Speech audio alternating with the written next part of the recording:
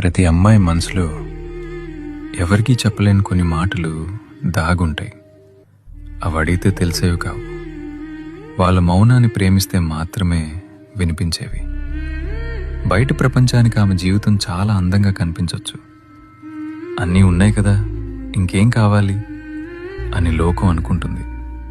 కానీ తనకంటూ కొన్ని కలలు, తనకంటూ కొన్ని ఇష్టాలు, తనకి నచ్చినట్టు బతికే ఆ చిన్న స్వేచ్ఛ, ఇవేమీ లగ్జరీలు కావు. ఒక మనిషిగా తన కనీస అవసరాలు. ఆమె లోపల ఒక అనంతమైన ప్రపంచం ఉంది. తనని కేవలం ఒక బాధ్యతలా చూడకండి, గౌరవం ఇచ్చే ఒక వ్యక్తిగా చూడండి.